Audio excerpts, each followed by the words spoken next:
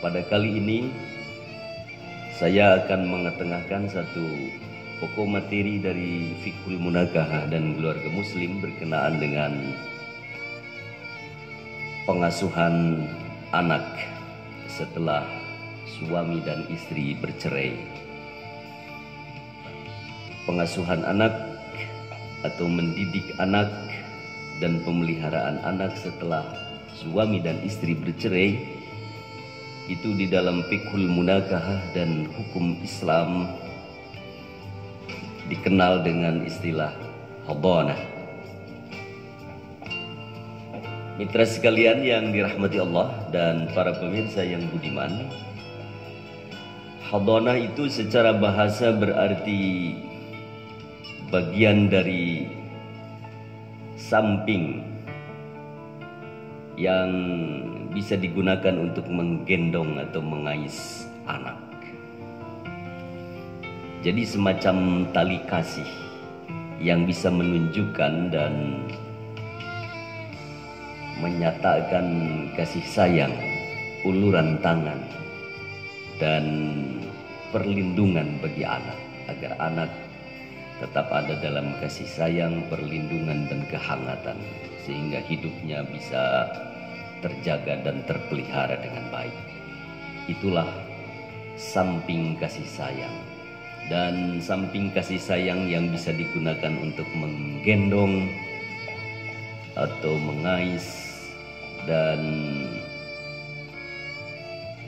melindungi anak agar tetap ada di dalam pangkuan, itu kira-kira makna yang dikandung oleh lafaz hadhanah yang terambil dari kata hidnun.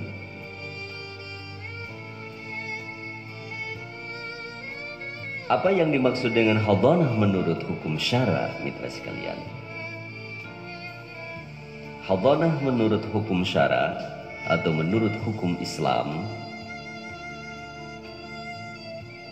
adalah mengurus, mendidik, dan memelihara anak manakala suami dan istri bercerai, sehingga anak itu menjadi terawat, terurus, dan terarahkan. Itulah yang disebut dengan hadhanah. Jadi hadhanah menunjukkan perhatian hukum Islam terhadap masa depan manusia, terhadap masa depan generasi penerus yang secara tidak terhindarkan dia berhadapan dengan kehancuran keluarga orang tuanya. Tetapi anak tidak boleh hancur. Dia harus tetap terjamin dan terpelihara. Hukum Islam hadir untuk memberikan jaminan pemeliharaan itu, dan hak-hak anak tidak boleh hilang karenanya. Maka satu di antara instrumen perhatian dan penekanan yang kuat dari hukum Islam agar anak terjamin masa depannya, meskipun orang tuanya hancur berantakan dari ikatan keluarganya, adalah hadhanah ini. Pertanyaan yang kedua, sampai kapan hadhanah ini ditunaikan oleh orang tua? Hadhanah ditunaikan oleh orang tua menurut hukum Islam selama belum mumayyiz. Mendidik, memelihara, dan merawat anak itu wajib dilakukan oleh orang tua hingga anak yang bersangkutan dewasa, hingga anak yang bersangkutan itu mumayyiz. Kira-kira ukuran mumayyiz itu menurut hukum Islam sampai pada tingkat atau derajat di mana dia mengerti terhadap dirinya sendiri dan masa depan, serta bisa memilih dan menentukan baik dan buruk menurut hukum adat dan menurut kriteria akal waras. Pertanyaan yang ketiga, mitra sekalian, dengan siapa anak tinggal selama dia ada di dalam masa belum mumayyiz itu? Apakah dia bersama dengan ayahnya, atau dia bersama dengan ibunya, atau dengan pihak lain? Nah, ketika terjadi perceraian antara suami dan istri berkenaan dengan hak pengasuhan anak, berkenaan dengan tugas untuk mendidik, merawat, dan menjaga anak itu, biasa juga ada terjadi silang sengketa dan perebutan hak asuh atas anak itu. Hukum Islam memberikan panduan, mitra sekalian, terhadap pertanyaan dengan siapa anak tinggal, atau dengan kata lain dirawat oleh siapakah sang anak itu. Ketika terjadi kondisi seperti itu, menurut hukum Islam di dalam bab hadanah ini, anak tinggal bersama dengan ibunya. Hak pengasuhan anak itu ada di ibunya. Jadi ibu lebih berhak dibandingkan dengan bapaknya. Manakala terjadi perebutan atau sengketa berkenaan dengan hak pengasuhan anak, maka menurut hukum Islam yang paling berhak untuk mengasuh, merawat, dan mendidik anak sampai dengan mumayyiz itu adalah ibunya. Dia tinggal bersama ibunya sampai dengan dewasa, sampai dengan mumayyiz. Dan ini merujuk kepada hadis Rasulullah Sallallahu Alaihi Wasallam yang diriwayatkan oleh Abu Dawud dan Imam Hakim. Tatkala ada seorang ibu yang datang kepada baginda Rasulullah Sallallahu Alaihi Wasallam, dan baru saja dia diceraikan oleh suaminya dan anaknya hendak dibawa oleh mantan suaminya. Lalu dia datang menghadap kepada baginda Rasul dan mengadukan ikhwalnya. Maka kemudian setelah bercerita panjang lebar kepada baginda Rasulullah Sallallahu Alaihi Wasallam, baginda memberikan arahan, anti ahakku bih malam tankihi. Engkau lebih berhak terhadap anakmu itu, untuk membawa anakmu itu, untuk mengasuh dan mendidik anakmu itu, dibandingkan dengan suamimu malam tankihi, sampai dengan engkau atau selama engkau belum menikah lagi. Jadi mitra sekalian yang dirahmati oleh Allah, ini adalah satu penjelasan yang sharih, yang tegas, bahwa yang berhak untuk merawat, mendidik, dan memelihara anak adalah ibunya. Jadi sang ibu memiliki hak asuh terhadap anak itu, sehingga ibu secara penuh bisa dan bahkan elok sekali untuk membawa anak, mengasuh, mendidik, dan merawatnya. Tetapi dengan satu catatan, mitra sekalian dan para pemirsa yang budiman, malam tankihi, kata baginda Nabi, selama engkau tidak atau belum menikah lagi. Kalau sudah menikah lagi, maka keutamaan dan hak lebih bagi anak itu tercabut dengan sendirinya. Karena si ibu atau si mantan istri ini punya tanggung jawab yang lain, yang bisa memudarkan atau mengurangi fokus dan perhatian serta konsentrasinya terhadap anak. Jadi manakala menikah lagi, maka dia tidak lebih berhak dibandingkan dengan suaminya. Nah, mitra sekalian yang dirahmati oleh Allah Subhanahu wa taala, pertanyaan berikutnya, kalau kita tahu bahwa yang lebih berhak itu ibunya untuk mengasuh anak tadi, pertanyaan berikutnya, selama dia diasuh, dididik, dan dipelihara, siapa yang membiayainya? Siapa yang memikul tugas biaya atau belanja terhadap anak? Biaya dan belanja hidup seperti makan, minum, pakaian, rumah, pendidikan, kesehatan, rekreasi, hiburan, dan seterusnya.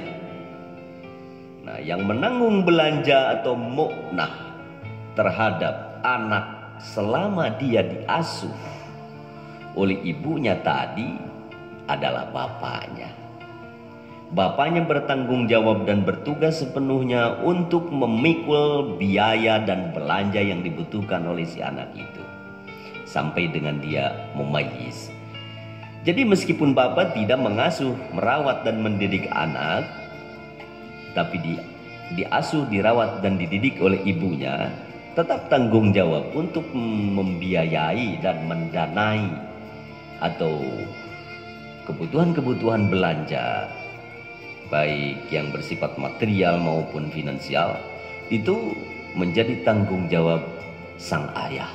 Ayah bertanggung jawab dan bertugas.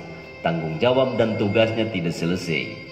Jadi jangan dilempar anak pada ibunya lalu dia lepas tangan dan tidak memberikan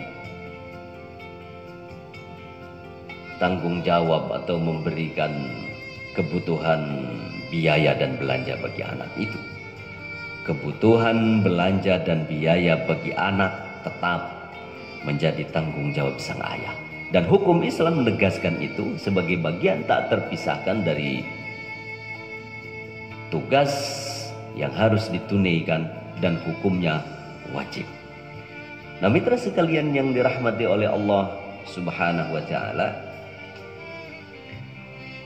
pertanyaan berikutnya, bila anak sudah mumayyiz, sampailah anak pada umur yang cukup dan dewasa sehingga anak menjadi cakap, anak menjadi pandai, anak menjadi bisa memisahkan dan bisa memilih, memisahkan mana yang baik, mana yang buruk, memisahkan mana yang enak, yang tidak enak, dan dia bisa menentukan jalannya ke depan.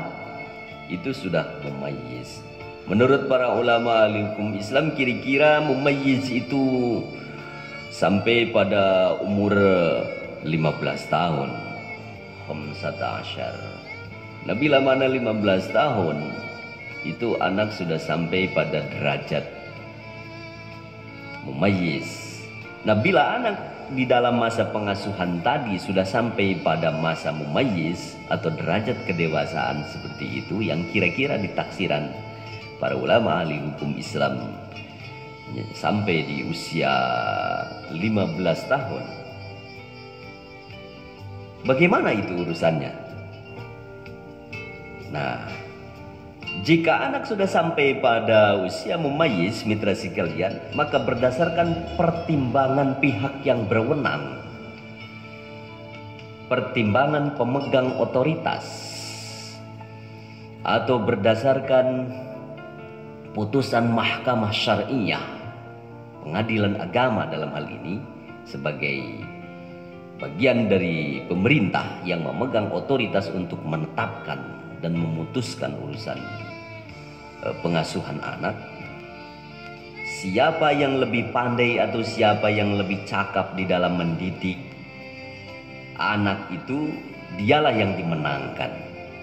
Jika ibunya lebih cakap, lebih pandai, lebih memungkinkan untuk mengasuh dan mendidik anak, maka kemungkinan ibu untuk tetap mengasuh, merawat dan mendidik anaknya.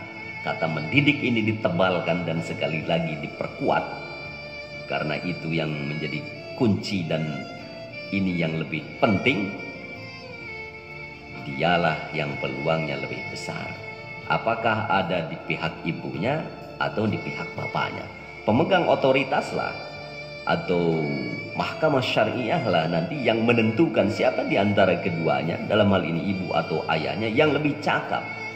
Dan yang kedua, bukan saja pertimbangan aspek kecakapan atau kepandaian dan integritas yang dimiliki oleh ayah atau ibunya itu, dan siapa di antaranya yang memiliki nilai tambah atau lebih, tetapi yang kedua perlu diperhatikan oleh hakim di mahkamah syariah ketika akan memutuskan akan dengan siapa selanjutnya anak itu melanjutkan hidupnya dan di bawah pengasuhan siapa, adalah aspek anak itu sendiri. Anak disuruh memilih, anak disuruh menentukannya sendiri dia akan bersama siapa. Karena anak mungkin punya kecenderungan, anak punya pilihan. Kecenderungan dan pilihan anak perlu dihargai. Anak punya kebebasan di sini untuk menentukan dan memilih dengan siapa dia akan bersama.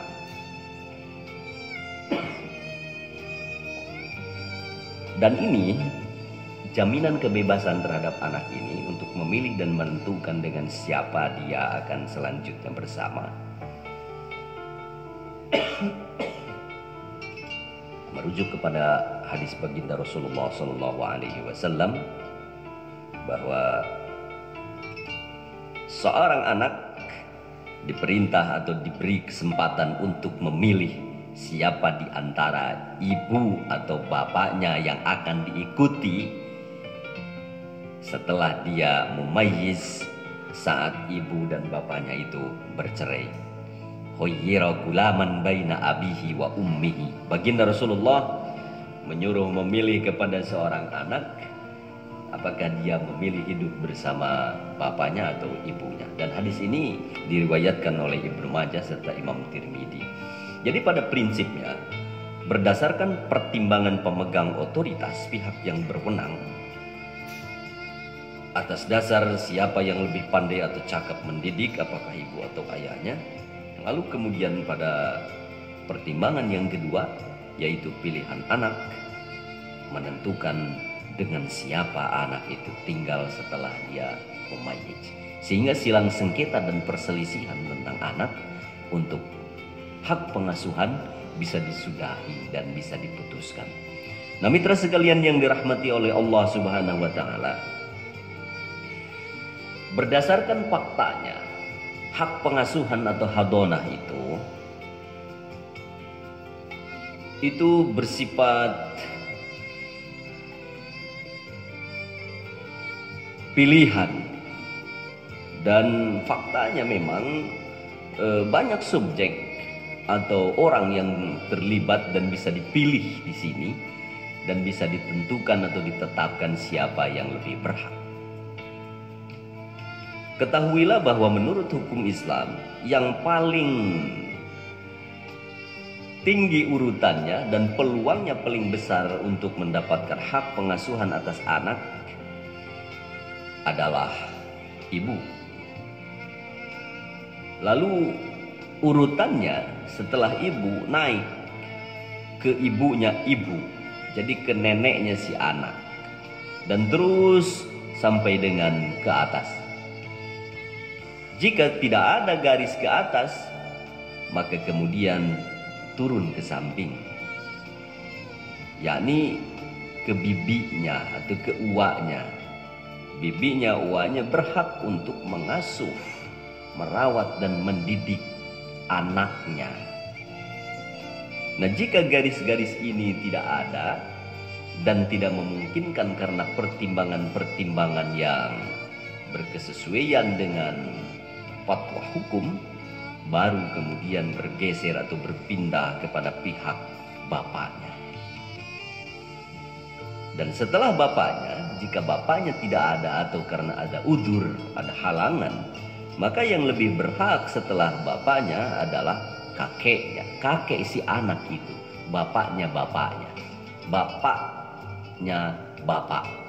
kakek disebutnya, dan terus ke atas. Jika tidak ada, maka kemudian bergeser atau turun ke samping, yaitu ke paman atau ke uak, ke datuk, dan teruslah begitu. Ini berkenaan dengan pengasuhan anak manakala dari pihak ibu tadi tidak ada, lalu di urutan kedua pihak bapak dengan urut-urutan yang sedemikian rupa. Dan ini adalah sebuah tertib yang memberikan jaminan kepada siapa beban dan tanggung jawab itu dipikulkan sehingga sampai sedemikian rinci. Dan ini membuktikan bahwa hukum Islam itu amat sangat hero terhadap anak. Jadi pemihakan dan tugas perlindungan terhadap anak itu diatur sedemikian rupa oleh hukum Islam, sehingga anak yang terbengkalai dan menjadi tersandung atau menjadi buntu dan tidak pasti masa depannya, itu harus ditekan dan dieliminir. Hak anak untuk hidup, untuk tumbuh, untuk berkembang dan mendapatkan perawatan, penjagaan serta pendidikan itu dikedepankan dan ditekankan sedemikian rupa sebagai kewajiban yang tidak bisa disingkirkan dan tidak bisa dihindarkan atau bahkan dihilangkan. Hukum Islam hadir dan menetapkan hadonah ini sebagai bagian yang penting dan harus ditunaikan. Nah, mitra sekalian, dipersyaratkan bagi yang mengambil hak asuh atas anak itu, dan persyaratan ini mengikat.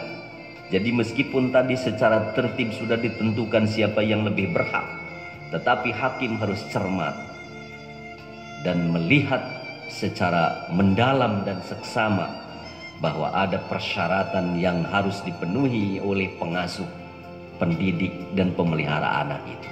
Persyaratannya apa, mitra sekalian yang dirahmati oleh Allah Subhanahu wa Ta'ala? Menurut hukum syara, syarat yang harus dipenuhi oleh pengasuh anak untuk menunaikan tugas hadonah itu berakal, merdeka, taat menjalankan perintah agama, artinya orangnya saleh dan memiliki moralitas dan integritas yang bagus. Kemudian dia amanah, bisa dipercaya. Kemudian dia harus ada di dalam negeri atau mukim.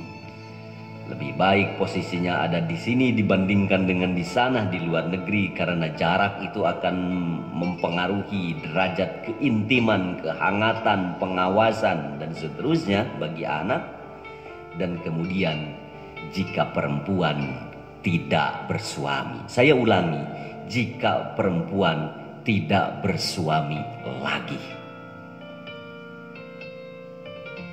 Sedemikian rupa ini persyaratan-persyaratan yang ditetapkan oleh hukum Islam ini mencerminkan satu fokus dan konsentrasi yang besar, dan sekaligus juga menunjukkan derajat dan intensitas yang dalam berkenaan dengan tanggung jawab yang harus ditunaikan untuk menjamin keberlangsungan hidup, perawatan dan pendidikan anak ini.